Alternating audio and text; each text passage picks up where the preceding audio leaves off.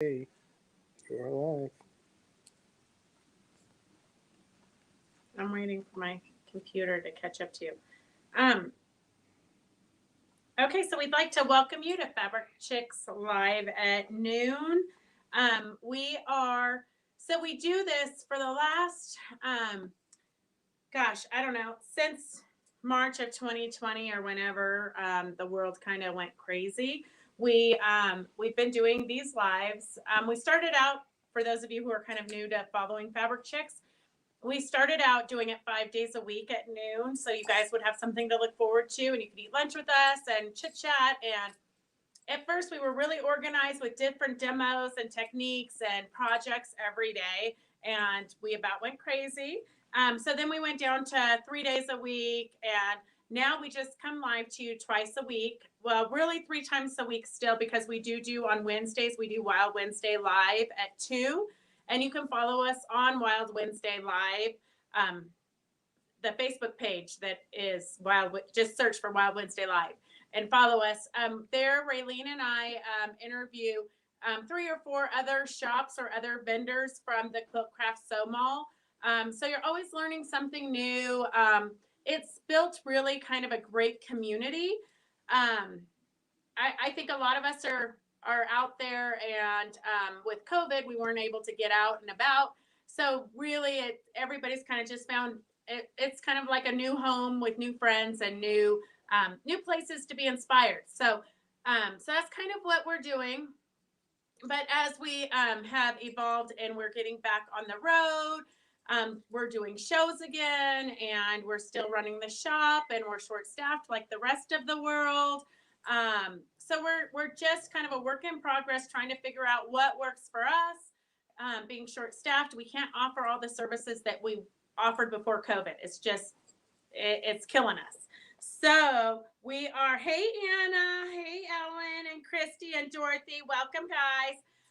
So anyway, so we're just kind of trying to revamp, but I wanted to let you guys know that after Christmas, well, we probably should just start it now. But we're not doing any more sales on Friday. We typically do a live sale where we hold up 150 items, and you just comment what you want to order. Um, we're going to try doing it in the afternoon as opposed to noon, because a lot of times we don't have any other staff. Like today, it's just me and Roger's videoing. So we really don't have somebody to help customers during the day. So we're moving all of our live events to 4 o'clock Pacific Standard Time. Like I can see Roger, his head's spinning right now. That means he's going to have to stay in the evening. You can come to work later on those days, okay? So we are going to do our we're going to switch. We're not going to do Fridays anymore, because that means we have to come in on the weekends to fill the orders. So we're going to switch to Monday and Wednesday at 4. So put it in your calendar. Make a big note. Cross out Fridays. We're going to do the live celebration on Wednesday at 4, and we're going to do our demos and techniques and interviewing other designers Mondays at 4. So everything's going to be at 4 p.m. We're just going to try that out and see if that works better, because we have nobody to run this shop during the day. Okay, let's see. Hi, Betsy. Hi, Mary Vitti. How are you? Okay, so today I want to show you guys. Hi, Pam.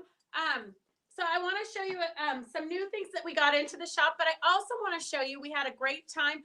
We didn't offer it as a class because it was kind of an experiment.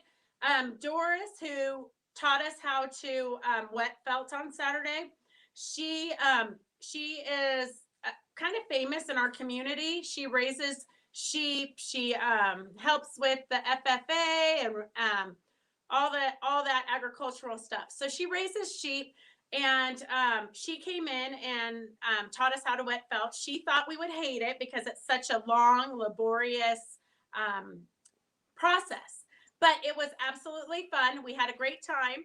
She did kind of modify it for us, knowing that we probably have short attention spans. So she brought in these big garden pans, like that you would start your seeds in. These big, so it was like 4 inches deep. You can probably go to your local garden shop and get them. And the probably the most the hardest thing to get is the wool, but she brought each of us that experimented with her, she brought us in the roving. So you can see how clean it is and how it's been processed already, so that it's easy for us to use. So we just had to pull little bits of it like this and put it onto our project.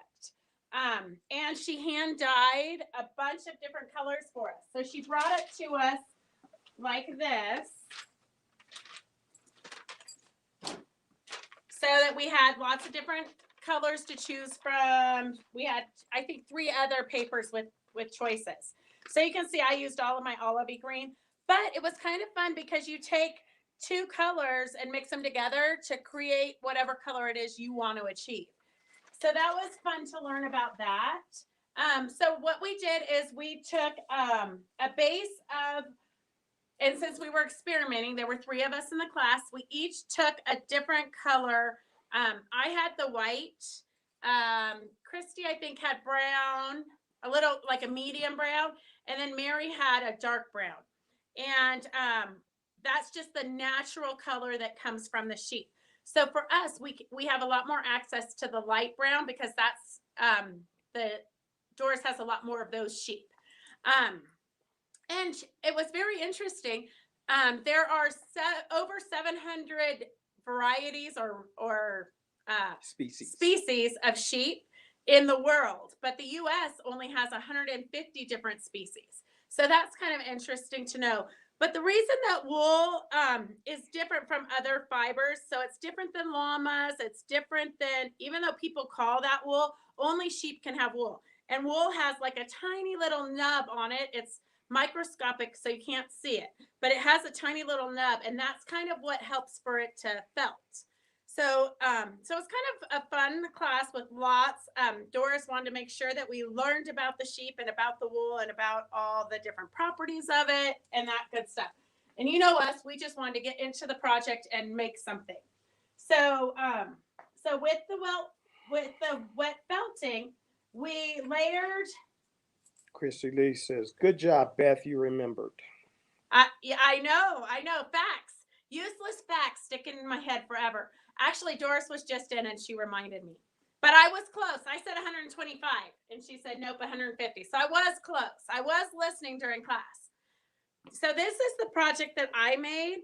And then we felted it onto a piece of flannel to stabilize it. And then I'll go in and I'll do some machine stitching, and I'll probably add some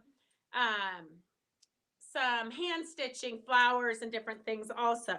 But you can see we used all different color, like literally we used almost all the colors on that color card and mushed them together. So it was really fun. So we laid out all the white wool in one direction. So I laid out the white wool going vertical like this into little bits. And then I took the colored wool and I pulled it apart and I laid it horizontally. And then it was in our dish. So we just laid it out right on the plastic bottom of our dish. And then I put a screen on top of it. You don't necessarily have to put a screen. I don't think that Mary put a screen on top of hers because she didn't do the fine detail of the sheep. She just had a landscape, so it didn't really matter if it moved around and shifted. But I didn't want mine to shift, so I put the screen on top of it in my tray, and then we dumped hot soapy water on it, and then we just agitated it and agitated it and agitated it. And then once it was pretty secure, I took my screen off because what happened is the fibers started coming up through my screen. So we pulled this off, and then we kept agitating it and kept agitating it and kept agitating it. So that's what actually felted it. And then you drain off all the water, and you use towels to absorb the excess water.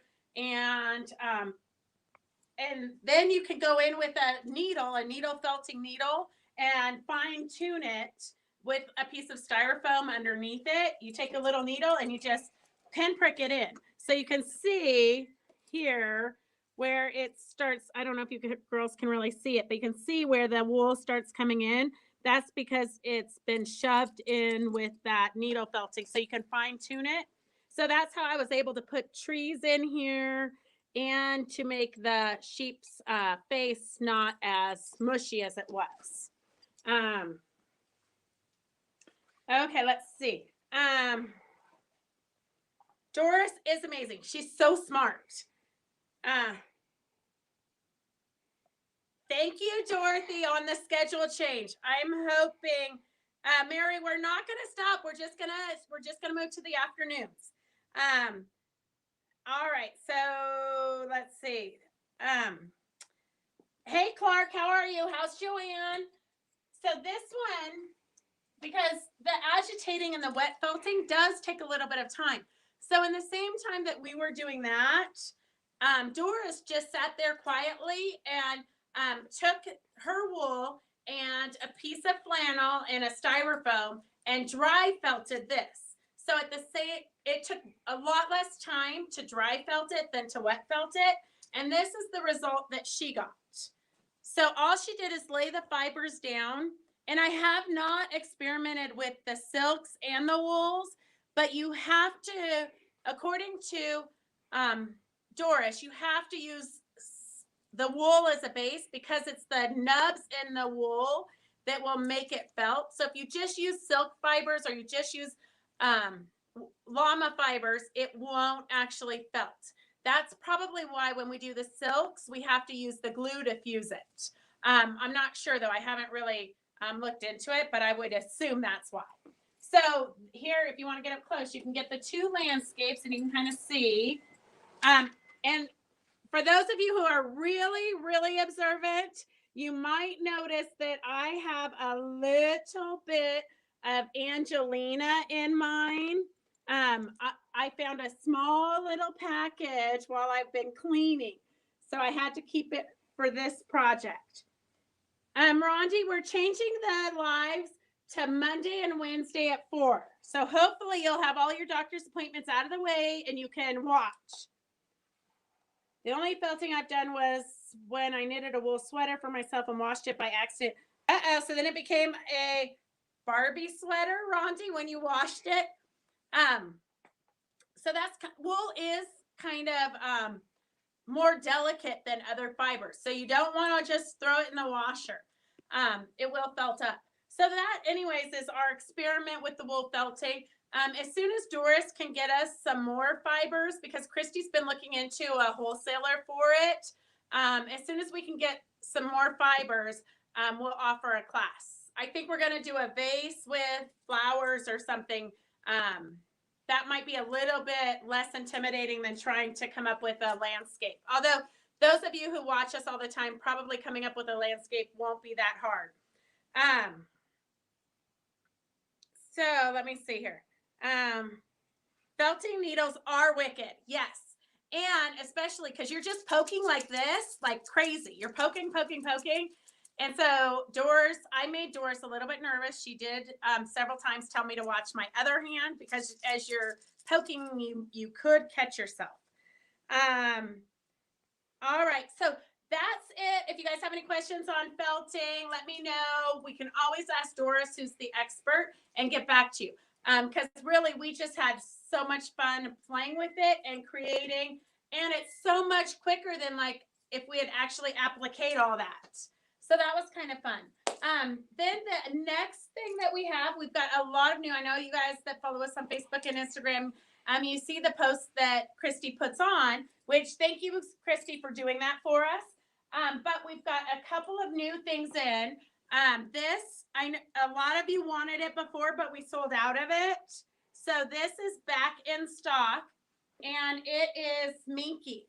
So you can turn it into a quilt. You could piece a quilt if you want the front of your quilt to be minky, or you could turn them into pillows or anything fun you want. But it's definitely minky, super, super soft. And then we got this Marsha Dursey panel back in. I wish I still had my sample because we had this years ago. We had this, and then they it was out of stock, but they've just reprinted it. So if you need a baby quilt, this is a super fun one. Or if you want to decorate a room, or for a teacher, if you need a teacher gift, but not for Christmas, because we're still getting out all the orders for Sophie's upcoming Eagle class. So that's what we're working on between now and Christmas. Well, and inventory. But we got this fun one. Oh, here's all the Marsha Dursey graffiti. I don't know if you need to see a big piece of it because they all change colors. So look at how fun that is.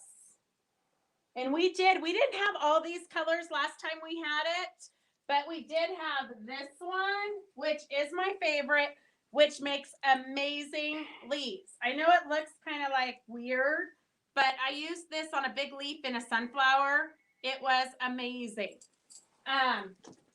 So that's that fabric line. And then, I don't know if Christy's seen these because I don't think I saw a post.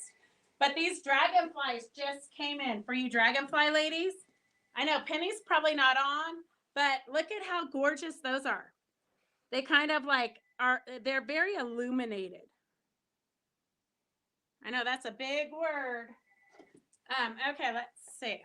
Do we have any comments? Hi, Tina. Hey, Katrina. And then we have this fun desert panel. So these girls, I'm just showing them to you so that you can get ideas and start thinking about, because I know as creative people, a lot of times we need time to mull over and think about what we want to do. But look at how fabulous this Hoffman panel is. I'm not sure what we're going to do with it yet, but something amazing. Of course, you could always do a window box or a shadow box or something like that as a landscaping thing. But for a lot of us, we want to do some kind of a collage-y something on it. So that's a fun one. And then if you're into Frida or Day of the Dead, we just got this one in from Alexander Henry. So it's kind of a sneak peek since we're not doing any sales. Oh, the mail lady's here. Hang on a second. Here, Roger, show them this while I get the mail to go. Hey, how are you? I'm all right. How are you? Good. You've been gone for a couple of days. Did you get time to... Okay, how am I supposed to show this? One-handed. Oh, bummer.